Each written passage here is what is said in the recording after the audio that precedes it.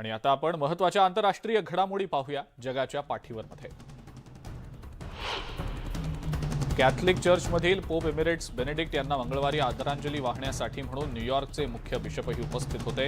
Cardinal टिम्थी Michael Dolan यांची New York पदावर 2009 मध्ये पोप बेनेडिक्ट यांनीच नियुक्ती केली होती, ज्यांनी त्यांना 2012 मध्ये कार्डिनल देखील बनवलेलं होतं।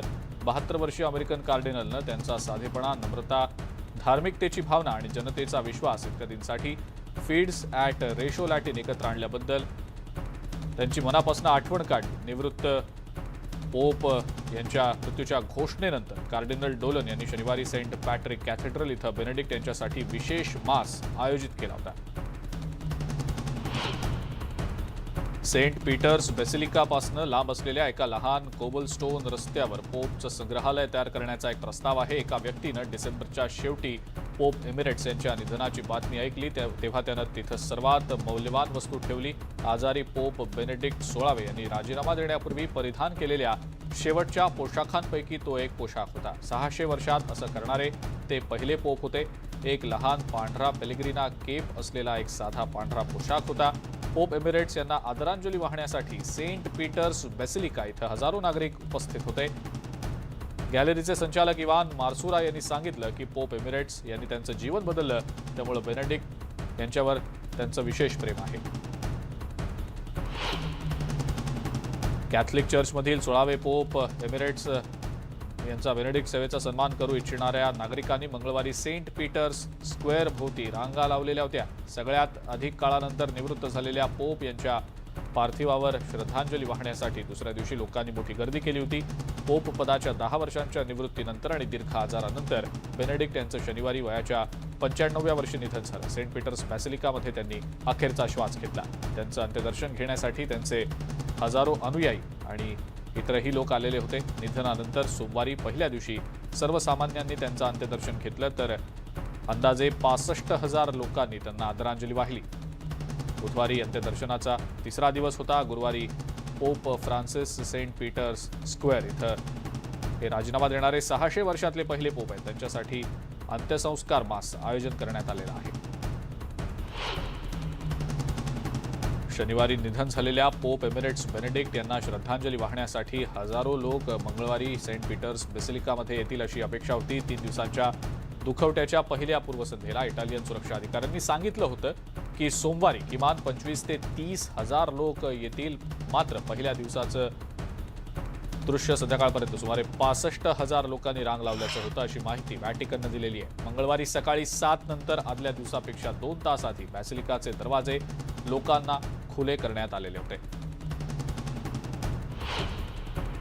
पोप एमिरेट्स बेनेडिक्ट 16 यांचं पार्थिव अंत्यदर्शनासाठी ठेवलेलं असताना फ्रियर रोजारियो विटाले अंत्यदर्शन घेऊन सुमारे 45 मिनिटांनी सेंट पीटर्स बेसिलिकामधून बाहेर पडले।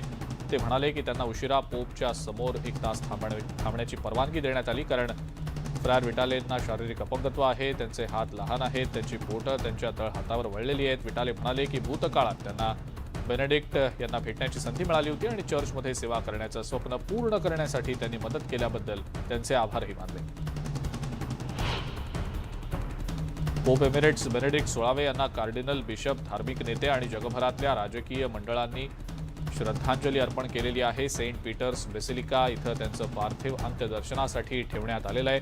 पियाझामध्ये अंत्यसंस्कार केल्यानंतर त्यांच्या पार्थिवाचे अवशेष बेसिलिकामध्ये परत नेले जातील। बेनेडिक्ट यांच्या इच्छेनुसार त्यांचे अवशेष बेसिलिकाच्या खाली असलेल्या ग्रोटोसमध्ये सेंट जॉन पॉल दुसरे यांच्या स्मृतीस्थळानं व्यापलेल्या क्रिप्टमध्ये ठेवले जातील। अंत्यदर्शनाच्या शेवटच्या दिवशी पोप एमिरेट्स बेनेडिक्ट 16 यांचं पार्थिव ठेवलेलं असताना त्यांना आदरांजली वाहण्यासाठी हजारो लोक सेंट पीटर्स बेसिलिका इथं दाखल झाले होते। पहिल्या दिवशी अंदाजे 60,000 तर दुसऱ्या दिवशी अंदाजे 70,000 लोक आलेले होते। बुधवारी तर पहाटेपासूनच रांगा लागलेल्या होत्या। पोप फ्रान्सिस जर्मन पोपच्या अंत्यसंस्काराच्या अध्यक्षस्थानी असतील। एमिरेट्स पोप यांचे व्हॅटिकन अंत्यसंस्कार सर्वांना पाहता यावे, त्यासाठी व्हॅटिकनकडनं प्रयत्न सुरू आहे।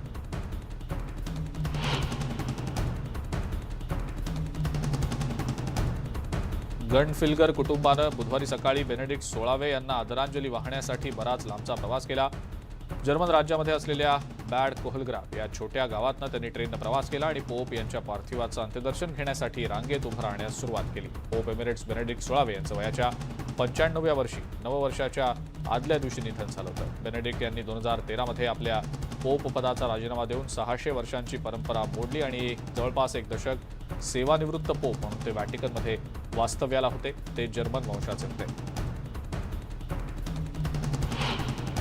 आर्थिक मंदीमुळे जगभरातील मोठ्या कंपन्यांमध्ये मोठ्या प्रमाणावर नोकर कपात सध्या सुरू आहे आणि याचा फटका ऑनलाईन रिटेलर अॅमेझॉनला सुद्धा बसलेला आहे. अॅमेझॉन आपल्या 18,000हून अधिक कर्मचाऱ्यांना कामावरनं काढणार आहे आणि याबाबतची माहिती स्वतः अॅमेझॉन कंपनीचे सीईओ अँडी जॅसी यांनी दिलेली आहे. आयटी क्षेत्रातल्या मंदीचा फटका अॅमेझॉनला मोठ्या प्रमाणावर बसलाय. अॅमेझॉननं ही नोकर कपात केली तर कोणत्याही ई कॉमर्स कंपनीतली आतापर्यंतची ही सर्वात मोठी नोकर कपात असेल. केवळ अॅमेझॉनच नाही तर अमेरिकेतली आणखी एक सॉफ्टवेअर कंपनी सेल्सफोर्स इंकनं 10% कर्मचारी कपातीचा निर्णय घेतलाय. आर्थिक मंदीला तोंड द्यावं लागत असल्यानं कंपन्या हा निर्णय घेत असल्याचं आता स्पष्ट होत आहे.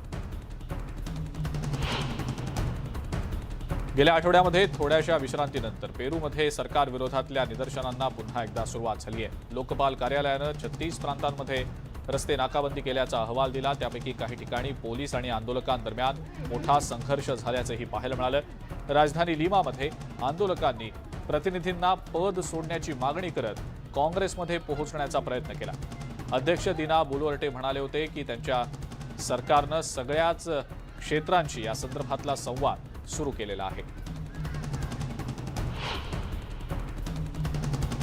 क्युबामधल्या अमेरिकन दूतावासानं व्हिसा आणि कॉन्स्युलर सेवा पूर्णपणे पुन्हा एकदा सुरू केलेल्या आहेत. दूतावासानं या आठवड्यात खात्रीशीररित्या सांगितलंय की ते स्थलांतरित व्हिसावर प्रक्रिया करायला सुरुवात करणार आहेत. क्युबन लोकांना अमेरिकेतल्या कुटुंबांना भेटण्यासाठी परवानग्यांना प्राधान्य दिलं जाऊ शकणार आहे. या क्युबातनं या दशकातील सर्वात मोठ्या स्थलांतरित कालखंडाच्या दरम्यान ही सेवा आता पुन्हा एकदा सुरू झालेली आहे. ऐतिहासिकदृष्ट्या तणावपूर्ण संबंध असून सुद्धा क्युबन नागरिकांसाठी अधिक कायदेशीर मार्ग आणि क्युबन सरकारशी संवाद सुरू करण्याच्या उद्देशानं बायडन प्रशासनानं ही पावलं उचलल्याचं समोर येत आहे.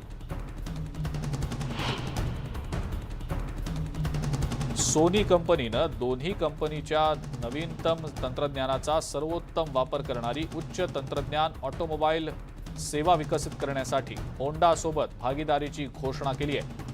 अमेरिकेतल्या लास वेगस नेवाडा इथं बुधवारी सोनी होंडा मोबिलिटीचे सीईओ यासुहाइड मुझिनो यांनी ही घोषणा केली आहे. ग्राहक इलेक्ट्रॉनिक्सच्या शोकेसमध्ये कार तंत्रज्ञान हे सर्वात उच्च श्रेणींपैकी एक मानलं जातं. सोनीनं त्यांच्या PS5 गेमिंग प्लॅटफॉर्मसाठी विविध शीर्षकांची देखील यावेळेला घोषणा केली. तसंच एक नाविन्यपूर्ण गेमिंग कंट्रोलर देखील लॉन्च केलेला आहे. चीननं बुधवारी सांगितलंय की त्यांना आशा वाटतेय की देश कोरोनाविरुद्धच्या लढाईवर आपलं लक्ष केंद्रित करतोय आणि राजकारण टाळून अमेरिकेनं पुन्हा एकदा चीनकडून विषाणू संसर्गाच्या अहवालात पारदर्शकतेची मागणी केल्यानंतर देशात मोठ्या प्रमाणावर कोरोनाबाधित रुग्णांच्या संख्येत वाढ होत असल्याचं दिसतंय. परराष्ट्र विभागाच्या प्रवक्त्या नेड प्राइस यांनी चीनमधील प्रवाशांसाठी अमेरिकेच्या प्रवासासाठी कोविड चाचणीची मागणी केली आहे. तर चीनमधल्या वाढत्या प्रकरणांकडे पाहता अपुरी साधनं आणि महामारीचा पारदर्शक डेटाच नसल्याचा किंवा त्याचा अभाव असल्याचा संदर्भ दिला गेला. बल्गेरियाचे राष्ट्राध्यक्ष रुमेन रॅदेव यांनी संसदेतल्या दुसऱ्या क्रमांकाच्या सर्वात मोठ्या राजकीय पक्षाला 2 वर्षात 5व्या सार्वत्रिक निवडणुकांकडे सरकण्यापासून रोखण्यासाठी सरकार स्थापन करण्याचे आदेश दिले. मंत्रिमंडळाला 240 जागांच्या नॅशनल असेंब्लीमध्ये 121 खासदारांच्या पाठिंब्याची किमान आवश्यकता असेल. जूनमध्ये कोसळलेल्या सत्ताधारी 4 पक्षांच्या युतीचं नेतृत्व करणाऱ्या WCCकडे 53 खासदारच आहेत. ऑस्ट्रेलिया आणि कॅनडा या देशांमध्ये वाढत्या कोरोना रुग्णांच्या संख्येमुळे चीनमधल्या प्रवाशांना त्यांच्या फ्लाईटमध्ये चढण्यापूर्वी कोरोना चाचणी करणं आवश्यक करण्यात आलेलं आहे. कारण चीननं कोरोना व्हायरसच्या देशव्यापी उद्रेकाशी लढा देत असल्याचं म्हटलंय. बहुतेक सर्व साथीच्या रोगांसाठी लागू केलेले निर्बंध अचानक कमी केल्यानंतर अमेरिका, UK, भारत, जपान आणि अनेक युरोपीय राष्ट्रांसह इतरही देशांनी भीतीपोटी चीनी प्रवाशांवर कठोर निर्बंध लागू केले. 8 जानेवारीपासून परदेशी प्रवाशांना चीनमध्ये आल्यावर विलगीकरणात ठेवण्याची गरज नाहीये, ज्यामुळे चीनी रहिवाशांना प्रवास करण्याचा मार्ग मोकळा होऊ शकेल. अमेरिकेतल्या आयडाहो हत्याकांडातील संशयित ब्रायन कोहबर्गरला त्याच्या अटकेच्या काही आठवड्यांपूर्वी 15 डिसेंबरला इंडियानामध्ये दोनदा थांबवण्यात आलेलं होतं. त्याला समज देऊन सोडलं गेलं होतं. आयडाहो विद्यापीठाच्या 4 विद्यार्थ्यांच्या नोव्हेंबरमध्ये झालेल्या हत्या प्रकरणात आरोप असलेल्या क्रिमिनॉलॉजी पदवीधर विद्यार्थ्यानं पेन्सिल्व्हेनिया इथून प्रत्यार्पण करायला सहमती दर्शवली, जिथे त्याला गेल्या आठवड्यात अटक करण्यात आलेली होती. युक्रेनियन सैनिक सध्या खार्किव्ह प्रदेशातल्या पुनर्वसन केंद्रात विश्रांती घेत आहेत. युद्धावर जाण्यापूर्वी त्यांचं शरीर आणि मन प्रसन्न ठेवण्याचा ते प्रयत्न करतायत. हे पुनर्वसन सैनिकांना किमान एका आठवड्यासाठी एकत्र ठेवण्यास मदत करत आहे. अशा केंद्रांमुळे मानसिक आरोग्य सेवेच्या गरजेबद्दल जागरूकता निर्माण होईल आणि भविष्यात आत्महत्यासारख्या घटना रोखता येतील, असं युक्रेनियन सशस्त्र दलाचे लेफ्टनंट कर्नल अलेक्झांडर वासिलकॉव्स्की यांनी सांगितलंय. सैनिकांना विविध प्रकारचे उपचार दिले जात आहेत. स्नायू दुखणं बरं करण्यासाठी गरम तलावातील ॲक्वा थेरपी, हृदय आणि रक्त विसरण सुधारण्यासाठी लाल लेसर थेरपी, चांगल्या श्वासोच्छवासासाठी सॉल्ट रूम आणि भयानक स्वप्न ज्यांना पडतात त्यांना इलेक्ट्रोस्लिप थेरपी दिली जाते. हे केंद्र जूनमध्ये सुरू झाल्यापासून इथं 2000हून अधिक सैनिकांवर आतापर्यंत उपचार करण्यात आले.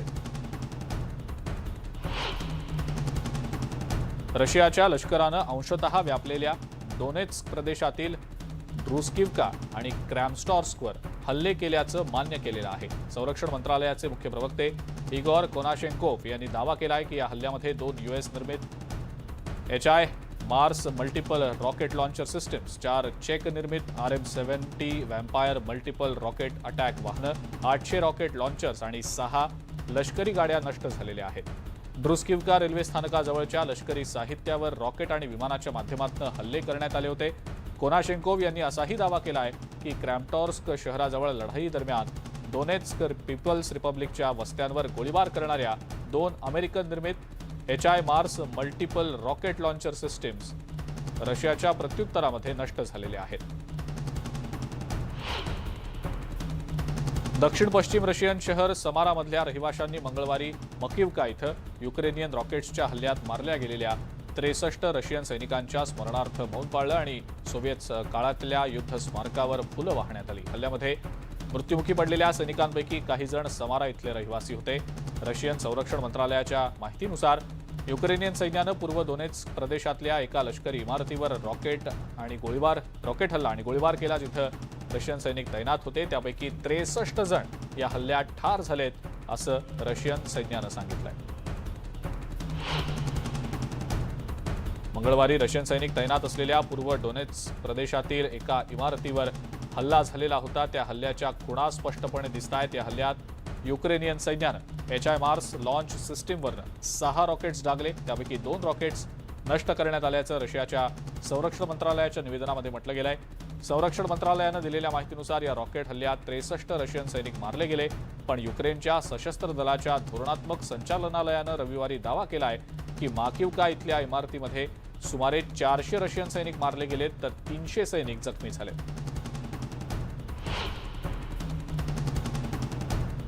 वृत्तसंस्था असोसिएटेड प्रेसनं विश्लेषित केलेले उपग्रह फोटो युक्रेनियन सैन्यानं केलेल्या मोठ्या हल्ल्याचे परिणाम दर्शवतायत, ज्यामध्ये युक्रेननं 63 रशियन सैनिक मारले गेलेले आहेत. प्लॅनेट लॅब्स PBCद्वारे सोमवारी चित्रित केलेली प्रतिमा ही रशियन व्याप्त युक्रेनियन डोनेत्स्क प्रांतातल्या माकिव्का शहरावरच्या एअर स्ट्राईकमुळे झालेलं नुकसान दर्शवतीये. ही जागा पूर्वीच्या एका व्यावसायिक शाळेची इमारत असल्याचं मानलं जातं, ज्याचा वापर रशियन सैन्याकडनं सध्या केला जात होता. 20 डिसेंबरला घेतलेल्या चित्रात ही इमारत उभी असल्याचं दिसलं, मात्र त्यानंतर कालच्या हल्ल्यामध्ये ही इमारत जमीनदोस्त झाल्याचं बोललं जात आहे.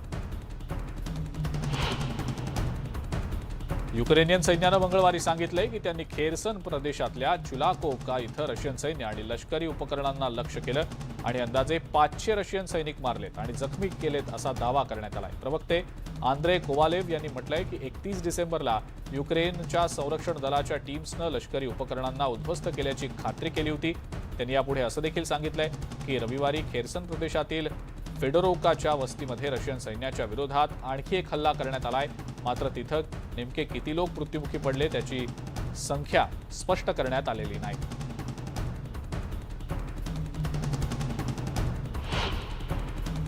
उत्तर कॅलिफोर्नियामध्ये आलेल्या पुरामुळे एका व्यक्तीचा मृत्यू झालाय. शेतजमिनीचं संरक्षण करणाऱ्या लेव्ही सिस्टीमचा एक भाग वाहून गेला आणि असंख्य घरांमध्ये पाणी सुद्धा शिरलेलं आहे.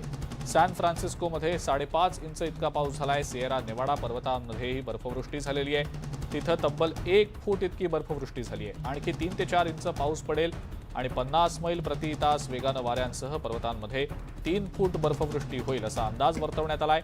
राष्ट्रीय हवामान सेवेच्या अंदाजानुसार या परिसरात वादळामुळे मोठ्या प्रमाणावर पूर आलाय आणि वीज पुरवठा खंडित होण्याची शक्यता आहे.